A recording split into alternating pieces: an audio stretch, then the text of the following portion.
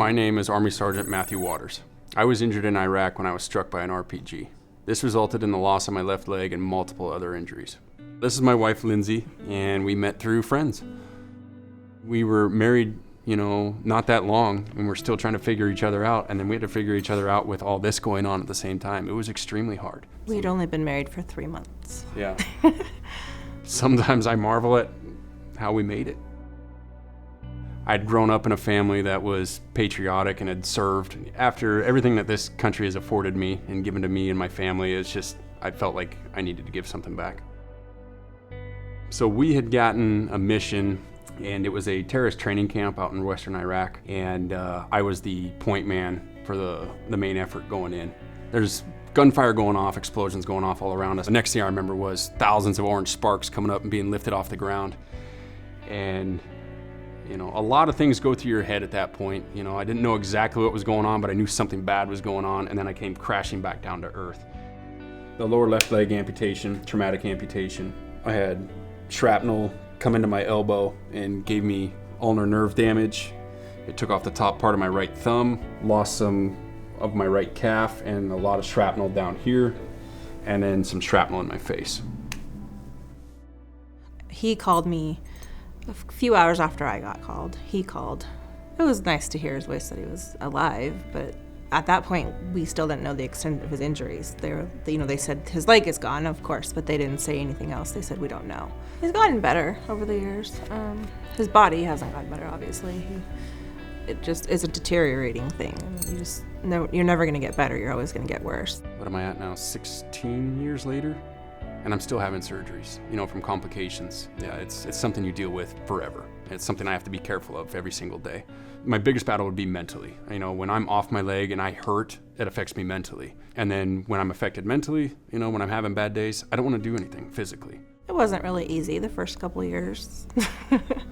You have to figure out how to deal with each other, I think it is, because it affects me just as much as it affects him. She's had to put up with a lot. Sometimes this is easy to deal with. I don't think it's as easy to deal with somebody dealing with that. I don't know what it takes to do what she's done. I can only imagine. We had been homeowners, but it was a 2-story house. I was really having some complications at that point. Some almost nasty spills and, falling. Crutches on stairs are death.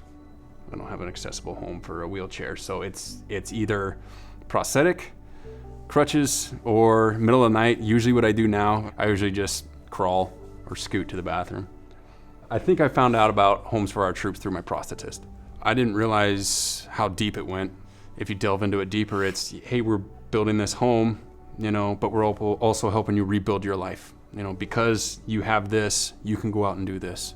If we were to receive a home, I would just be happy that he got to use his wheelchair on a daily basis to get off of his crutches or to get off of his leg to actually heal and rest like he should be doing every day. Like a weight would be lifted off my shoulders, not just the safety side of it, but just the financial security.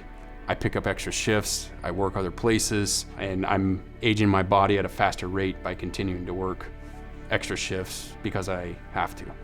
An accessible home would be meaning that, hey, I'll have more energy because I'm resting properly. One thing that, I should be doing, and she's been on me about this, is going back to school, getting a degree. I've put that off. Eventually, retiring from the department with, healthy body, healthy mind, where I have stuff, I'm still able to give back. That's one of the things I look forward to. Homes for Our Troops is, it's just a way that people can have financial freedom. They can have freedom to, have their body back in certain ways. I'd love to let a donor know that they're making a difference. People's lives are impacted by every dollar that they donate. The work or the labor, everything, anything anybody puts out there, it's making a difference. It would be thank you, probably even hug them, let them know how appreciative I am, how appreciated they are, and anything I could do for them in return. Not to sound cliche, but Homes for Our Troops is a godsend. The work they're doing is, making it so I can live a normal life, back to what I once was. Just that quality of life, giving me back a quality of life. You're giving them a piece of their life back.